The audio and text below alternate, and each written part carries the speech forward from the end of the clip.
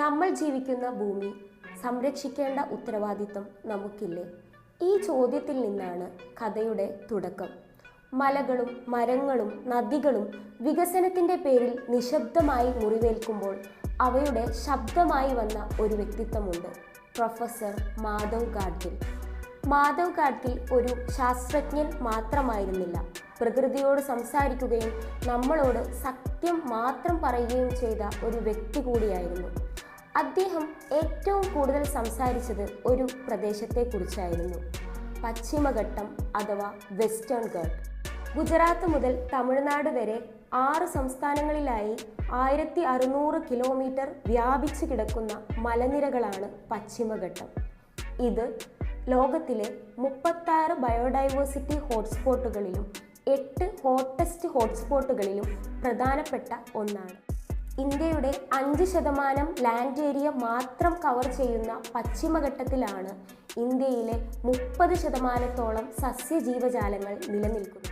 ഇവിടെ കാണുന്ന സസ്യങ്ങളിൽ 30%ഓളം, ജീവജാലങ്ങളിൽ 40%ഓളം ലോകത്ത് മറ്റെവിടെയും കാണുന്നില്ല.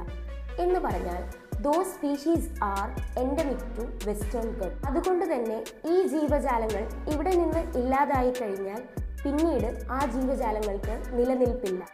പെരിയാറും ഭാരതപ്പുഴയും പമ്പയും തുടങ്ങി കേരളത്തിലെ നദികളിൽ പ്രധാനപ്പെട്ടവയും കൃഷ്ണയും കാവേരിയും ഗോദാവരിയും തുടങ്ങി ഇന്ത്യയുടെ നദികളിൽ 40%-ലധികവും ഉത്ഭവിക്കുന്നത് ഈ പർവ്വതനിരകളിൽ നിന്നാണ്. അതുകൊണ്ട് തന്നെ പശ്ചിമഘട്ടം ഇല്ലെങ്കിൽ ഈ നദികളില്ല. ഈ നദികളില്ലെങ്കിൽ കേരളത്തിൻ്റെയും ഇന്ത്യയുടെയും നിലനിൽപ്പ് തന്നെ ചോദ്യചിഹ്നമായിരിക്കും. കേരളത്തിന് ലഭിക്കുന്ന മഴയുടെ 70%വും പശ്ചിമഘട്ട മലനിരകളുടെ ഘടന മൂലമാണ്.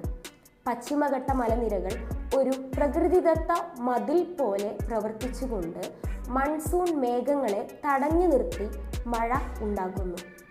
കേരളം പച്ച പിടിച്ചതിൻ്റെ ഒരു പ്രധാന കാരണം ഇതുതന്നെയാണ്. 90കൾക്ക് ശേഷം പശ്ചിമഘട്ടത്തിൽ ഖനന പ്രവർത്തനങ്ങൾ കൂടി, കാടുകൾ നശിക്കാൻ തുടങ്ങി, വെള്ളപ്പൊക്കങ്ങളുണ്ടായി, ഉരുൾപൊട്ടലുകളുണ്ടായി. അപ്പോൾ ഒരു ചോദ്യം ഉയർന്നു വന്നു, പശ്ചിമഘട്ടം ഇങ്ങനെ നശിക്കാൻ തുടങ്ങിയാൽ എന്ത് സംഭവിക്കും? ഈ ചോദ്യം ഗൗരവമായി പരിഗണിച്ചുകൊണ്ട് 2010 ഇന്ത്യൻ സർക്കാർ ഒരു സമിതി രൂപീകരിച്ചു. അതാണ് western ghat ecology expert panel. അതിൻ്റെ അധ്യക്ഷനായിരുന്നു പ്രൊഫസർ മാധവ് ഗാഡ്ഗിൽ.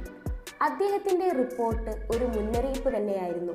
പ്രകൃതിയെ നശിപ്പിച്ചുകൊണ്ടുള്ള വികസനം അവസാനം മനുഷ്യനെ തന്നെ നശിപ്പിക്കുമെന്ന് അദ്ദേഹം കർശനമായി പറഞ്ഞു. ഈ റിപ്പോർട്ട് വിവാദമായി, സമ്മർദ്ദങ്ങൾ കൂടി. അതിനുശേഷം സർക്കാർ മറ്റൊരു കമ്മിറ്റിയെ കൂടി നിയോഗിച്ചു. അതിൻ്റെ അധ്യക്ഷനായിരുന്നു കസ്തൂരി രംഗൻ.